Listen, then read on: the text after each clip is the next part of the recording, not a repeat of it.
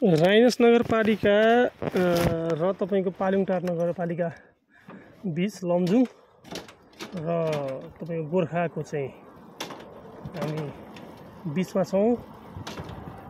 यो स्लोप भएको ढलान भएको र एकदम अद्भुत जमिनमा छौँ हामी। यसरी हेर्दा यो लुक छ है, यो लुक छ, यस्तो राम्रो लुक छ है। तर यहाँ चाहिँ तपाईँको चाहिँ पुरै जमिन बाँझो छ। अझ जमिन बाँझो छ। विकास गाउँमा यस्तो राम्रो पुगेको छ। भित्री गाउँबाट हामी आउँदैछ, यस्तो राम्रो विकास भएको छ सबै कुरा है। घरहरू पनि छन्, मान्छेहरू पनि अब देखिनु भएको छ यहाँ। तर चाहिँ तपाईँको जमिन बाँझो देख्दा चाहिँ यहाँनिर चाहिँ मलाई अलिकति दुःख लाग्यो। जमिन बाँझो छ,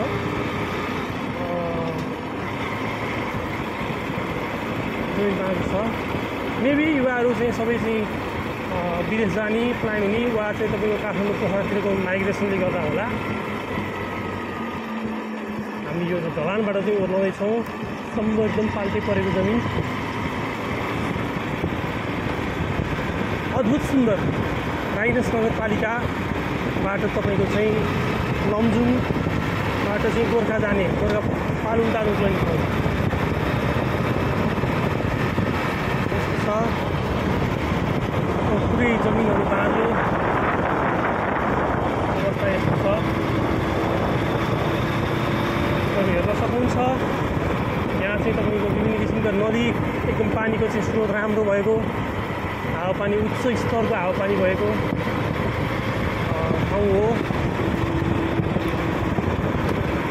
राइनस नगरपालिकाबाट हामी चाहिँ पालुङटार उक्लाउँदैछौँ। कहीँ कहीँ अलिअलि खेती देखिएको छ, प्रायः जस्तो सबै बाँझो छ।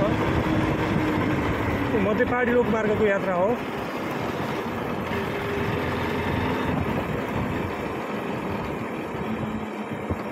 राइनस नगरपालिका कटेर हामी चाहिँ हार्दिक स्वागत गर्दछौँ पालुङटार नगरपालिका। यहाँ एउटा खोला आयो, यो कुन चाहिँ खोला रहेछ? पालुङटार नगरपालिका। यहाँ चाहिँ कुनको नाम चाहिँ, खोलाको नाम चाहिँ थाहा भएन।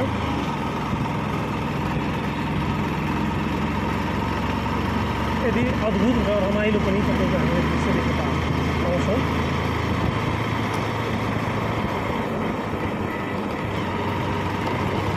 तपाईँहरू जोडिन सक्नुहुन्छ हाम्रो युट्युब च्यानल मिरर अफ गण्डकीमा। गण्डकी प्रदेशभित्रका गाउँ बस्तीका कुराहरू, गाउँ बस्तीका धुनहरू, गाउँ बस्तीका जीविकोपार्जन, जनजीविकाहरू र जीवनयापनहरू, त्यहाँका संस्कृति, धर्म, रहनसहन, चालचलन होइन, सङ्गीत लगायतका कुराहरू चाहिँ हाम्रो यो मिरर अफ गण्डकीबाट तपाईँले हेर्न सक्नुहुन्छ। हाम्रो गण्डकी प्रदेशले भएका कुराहरू। अब हामी चाहिँ पालुङटारमा चाहिँ अब प्रवेश गरेका छौँ। मध्य पहाडी लोकमार्गको बाटो हुँदै